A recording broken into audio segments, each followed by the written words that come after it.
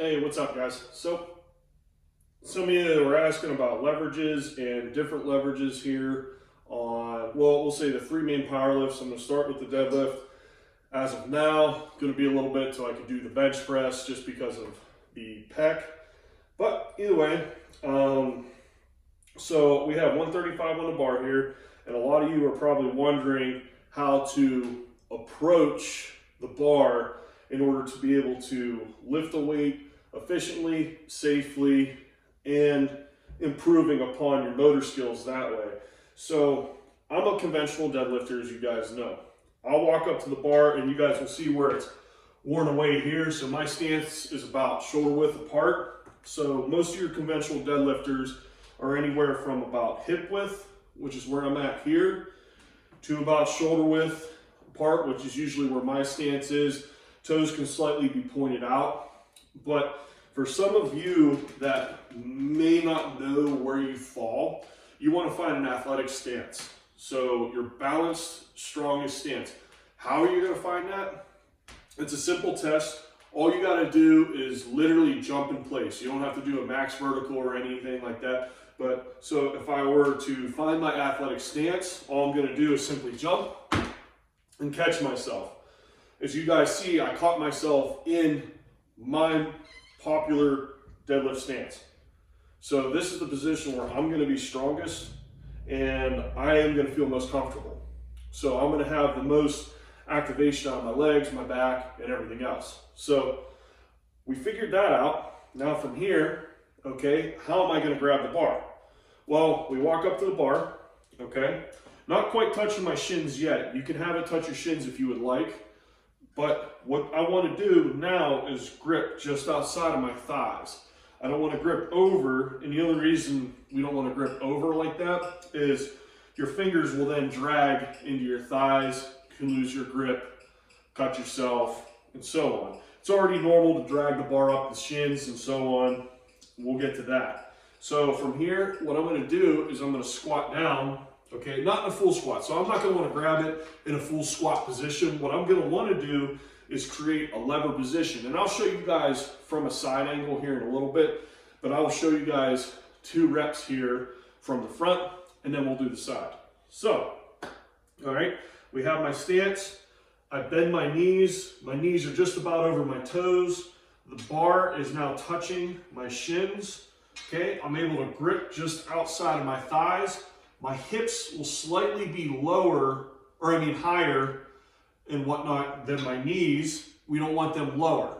So from here, I'll be able to push into the floor and I'll be able to pull with my back at the same time. So my knee position slowly locks up and I'm basically unfolding like an accordion, okay? All symmetrically pushing and pulling. So then that way, I'm not gonna get anything crazy where I'm lifting all back, all legs, or I'm too far forward, too far back, and so on and so forth.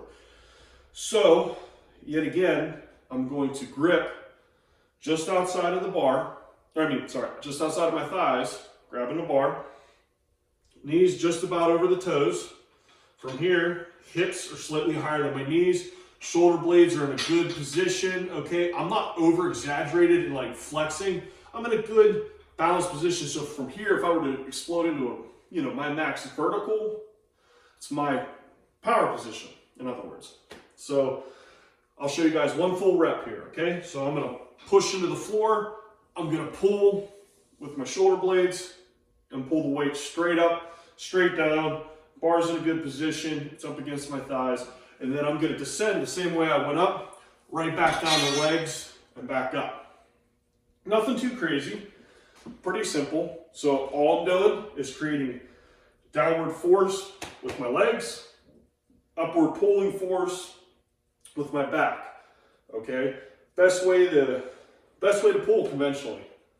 Okay? And then for you sumo lifters out there, okay, it's basically the same thing.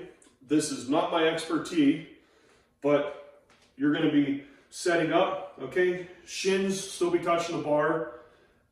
About where the ring is on the bar is where your stance is going to be, okay? Same concept, okay? From here, though, I'll be gripping shoulder width apart. Hips are slightly above the knee, same position, honestly. And then from here, I'm gonna be able to push to the floor and pull at the same time. And then repeat, same motion on the way down. So they're really not that different. It's still a push to the floor and a pull up, all right? It's just, now this comes down to leverage, okay? And I'm gonna get to that in just a minute here. I wanna show you guys the side view. All right, guys, so I wanna show you the side view now. So the side view of the deadlift, definitely gonna give you a better visual. So we still wanna set up the same and everything else. Nice athletic position, shoulder width, hip width apart, unless you're sumo. I'll show you guys a rep of each, but obviously I got my shoes off now. I deadlift barefoot or in deadlift slippers. Forgot to explain that earlier. That way I'm shortening my range of motion and everything. I'm not, say, pulling the bar a longer distance. I know it might be 3/4 of an inch, 1/2 inch, but when you're, I guess, deadlifting competitively, you know, any little bit counts. So in other words, you know, we're still gonna have our hips slightly up, knees just over the toes, hands just outside the thighs, still gonna push into the floor and pull. So I'm touching the bar, gripping just outside my thighs.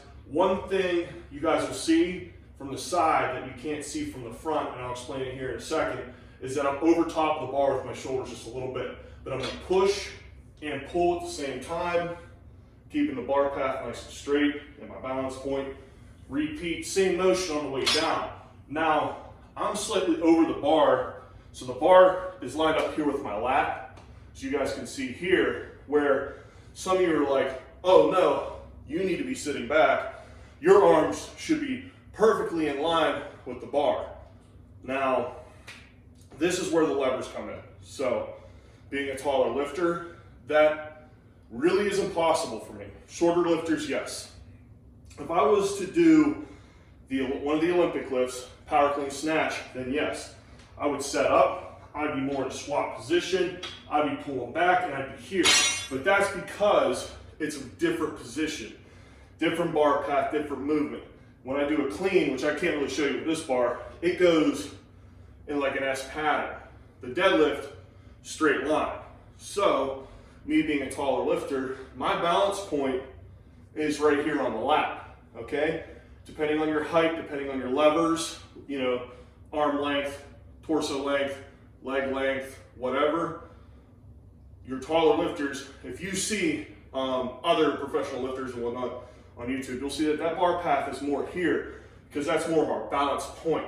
Any of you coaching or coaches out there think everyone must perform the lift exactly the same. That is not the case. Everyone has different biomechanics. Everybody has different features, different strengths, different weaknesses. So you as a lifter, you as a coach, have to identify that with the athlete, with the client, to see the positions that they're in. You don't have to go into crazy detail. All you got to do is get them into the right position. Half the time, they might not understand, but you can at least get them in a safe, comfortable position to lift efficiently and safely. So again, this balance position, I'm going to be slightly over the bar, so you guys see, again, where the bar lines up. But as I stand up, I'll keep my hand right here. As I stand up and I drop my arm down, it's nice and straight. That bar is traveling in a straight path. Now let's see if I were to have my hand above my shoulder and then I'll drop it again so you can see where the bar path is going to be. So if I go down, I grip the bar, let's say I'm sitting way back, my hand now is here in line with my arm, if you guys can see it, and I start to stand up, look where that bar is. It's way up in front of me.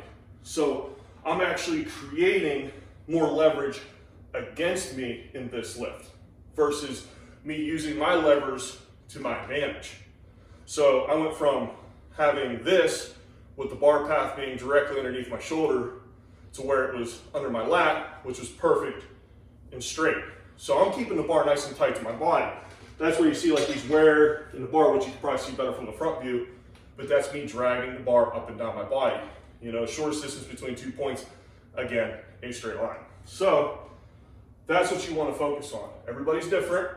but that should give you a good idea of how you should be able to line up both conventional and sumo. And I'll show you guys the sumo rep now, okay? So when I line up, I'm gonna be a little bit more vertical, okay? Hips are still up, still slightly bent over the bar, but you're gonna notice that my bar path, or I guess alignment with my shoulder, is gonna be a lot different than the conventional. So I'm gonna have the bar closer to lining up with my shoulder versus my lat.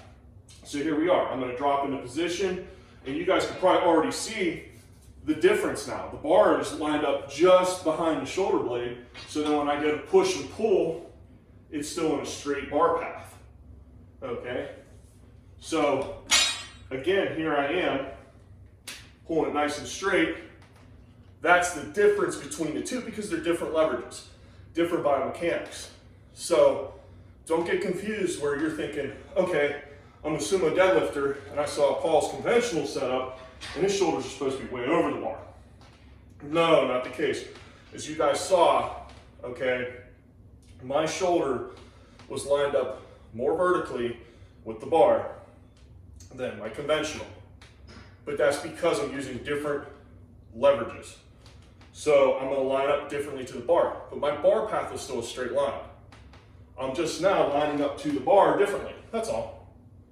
So now it comes down to, again, do you have long or short femurs, long or short torso, long or short arms? Are you 6 foot and above? Are you 6 foot and under? You know, this is where you gotta start to evaluate. Again, I've seen shorter lifters, 5'6", 5'8", that have very, very well proportioned bodies and do conventional deadlifts and do very well because their mechanics allow that. I've also seen tall lifters over 6 foot, we'll say with shorter femurs, long torso, short arms, long arms, whatever, you know, some, I don't want to say like, you know, in proportions, but they set up better for the sumo and they have more leverage for the sumo versus the conventional.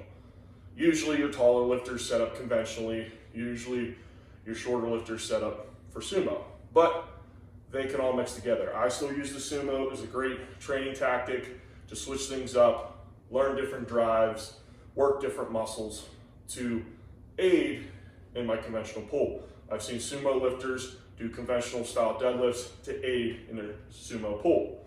So it depends, okay? I hope that helps you guys. Those are the different setups, different positions, both front and side. I'm also gonna show you guys a set of 15 conventional and a set of 15 sumo so that you guys can see that bar path. So instead of me just doing a rep and going over it like you just saw, you guys here at the end will see 15 straight reset consecutive reps of the conventional, 15 straight consecutive reps of the sumo. So then that way you guys can see the bar path and how it lines up to my lats, to my shoulders, hamstrings, hips, and so on. Okay, again, hope the video helps you guys. Gonna have more coming your way. If there's any you guys wanna hear, please feel free to comment, message me, and I'll get the content out as soon as I can. Thanks for watching.